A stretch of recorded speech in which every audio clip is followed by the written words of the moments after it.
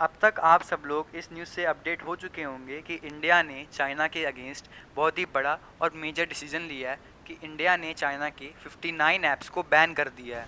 तो आज के इस वीडियो में हम देखेंगे कि क्यों इंडिया ने ऐसा स्टेप उठाया है, इसके पीछे इंडिया ने क्या रीज़न स्टेट किए हैं और इसका क्या इम्पैक्ट होगा इंडिया और चाइना दोनों तरफ। सबसे पहले हम लिस्ट देखेंगे कि जो इंडियन गवर्नमेंट ने ऐप्स बैन किए हैं उस ऐप्स में कौन कौन से ऐप्स इंक्लूडेड हैं। तो सबसे पहला जो सबसे मेन पॉपुलर ऐप है वो है टिकटॉक। अब तक आप सब जान गए होंगे कि इंडियन गवर्नमेंट ने टिकटॉक को बैन कर दिया है। अगर हम दूसरे बड़े और पॉपुलर ऐप्स की बात करें तो उसमें share it, Likee, VMate, Vigo video जैसे ऐप आते हैं। आप इस लिस्ट में पूरे ऐप्स देख सकते हैं। इस लिस्ट में कुछ बड़े नाम भी शामिल हैं जैसे कि क्लब फैक्ट्री, यूसी ब्राउज़र, शीन और कई बड़े नाम हैं जो इस लिस्ट में शामिल हैं जो इंडिया ने बैन कर दिए हैं। जब 29 जून को इंडिया की ministry of electronics and IT के ऑफिशियल ट्विटर हैंडल से ये ट्वीट किया गया कि Indian government 59 Chinese mobile apps को बैन कर रही है जो कि इंडिया की इंटीग्रिटी और सिक्योरिटी पर्पस से ख़तरनाक थे, तो सोशल मीडिया पर मीम्स की बाढ़ सी आ गई और सबसे ज़्यादा गाज इसकी टिकटॉक पर गिरी है। इंडियन गवर्नमेंट का ये स्टेप इसलिए भी स्पेशल है क्योंकि ये तब उठाया गया है जब इंडिया और चाइना के बीच में बॉर्डर टेंशन्स चल रही थी और पूरे इंडिया में बॉयकॉट ऑफ चाइनीज़ गुड्स की डिमांड कर रहे थे। According to ministry of electronics and IT, उन्होंने ये स्टेट किया है कि ये जो ऐप्स बैन करी गई हैं ये इंडियन नेशनल सिक्योरिटी के लिए थ्रेट क्रिएट कर रही थी। Ministry of electronics and IT ने इस डिसीज़न के पीछे ये रीज़न स्टेट किया है कि उन्हें कंटिन्यूसली वेरियस सिटीज़न ग्रुप से कंप्लेंट्स मिल रही थी कि इन ऐप्स में डेटा सिक्योरिटी के इश्यूज़ हैं। और सेकंड रीज़न ये स्टेट किया है कि मिनिस्ट्री ऑफ आईटी को कुछ इनपुट्स मिले थे from Indian cyber crime coordination centre जो कि मिनिस्ट्री ऑफ होम अफेयर्स के अंडर आता है, जिसके अकॉर्डिंग ये सारे चाइनीज़ ऐप्स यूज़र फ्रेंडली नहीं थे और यूज़र का इनको यूज़ करना सेफ़ नहीं था क्योंकि ये यूज़र का डेटा स्टील करते थे जो कि इंडियन सिटीज़न के डेटा सिक्योरिटी के रिस्पेक्ट में बहुत ही ख़तरनाक है और इंडियन नेशनल सिक्योरिटी के लिए भी ख़तरा है। डेटा सीलिंग बहुत ही क्रिटिकल इशू होता है, ये हेल्प करता है एस्पियोनाज और साइबर अटैक के चांसेस बढ़ाने में। इंडिया के इस मूव को इकोनॉमिक रिटेलिएशन के एंगल से भी देखा जा रहा है जो कि अगेंस्ट है चाइना के, जो वो बॉर्डर पे एग्रेशन शो कर रहा है। तो इंडिया ने जो बैन एनफोर्स किया है वो section 69A of information technology act 2000 के अंडर किया है, जिसके अकॉर्डिंग गवर्नमेंट ब्लॉक कर सकती है उस कंप्यूटर रिसोर्स को जो पब्लिक एक्सेस में इंफॉर्मेशन प्रोवाइड करता है जो कि इंडियन डिफेंस के लिए इंडिया की इंटीग्रिटी या फिर इंडिया की सिक्योरिटी पर्पस से खतरा है या थ्रेट है। तो इस एक्ट को यूज़ करते हुए इंडिया ने इन सभी 59 ऐप्स पर बैन लगा दिया है और गूगल और एप्पल जैसे इंटरमीडियरी को ये ऑर्डर दिया है कि वो अपने ऐप स्टोर से इन सभी ऐप्स को रिमूव कर ले और similar instructions internet service providers को दी गई हैं कि वो ब्लॉक कर दे इन सभी मोबाइल ऐप्स के एक्सेस को।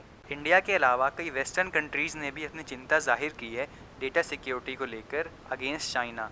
इस लिस्ट में यूएसए, यूके और जर्मनी जैसे देश शामिल हैं। तो आगे हम वीडियो में ये डिस्कस करेंगे कि क्यों कोई भी कंट्री चाइना पर ट्रस्ट नहीं करना चाहती है, क्यों चाइना पे कोई कंट्री भरोसा नहीं दिखाती है डेटा सिक्योरिटी को लेकर।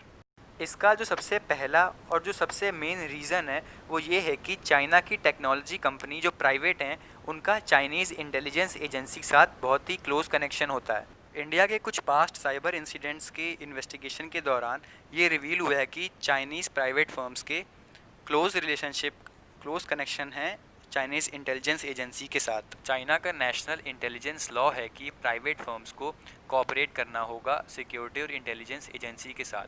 प्राइवेट फर्म्स के लिए मैंडेटेड होता है कि उनको चाइनीज़ सिक्योरिटी और इंटेलिजेंस एजेंसी के साथ मिलकर काम करना होता है। यूएसए ने भी कई बार एलिगेशंस लगाए हैं हुआवे कंपनी पे, जो कि चाइना की बहुत बड़ी टेक कंपनी है, कि हुआवे के चाइनीज़ इंटेलिजेंस एजेंसी के साथ बहुत ही क्लोज कनेक्शन है और चाइनीज़ इंटेलिजेंस एजेंसी हुआवी को यूज़ करती है यूएसए पर स्पाइंग करने के लिए।